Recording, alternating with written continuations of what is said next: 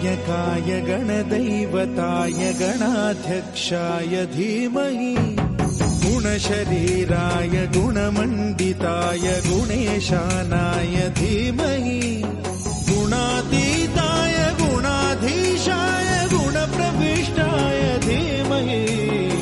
एकदन्ताय वक्रतुण्डाय गौरीतनयाय धीमहि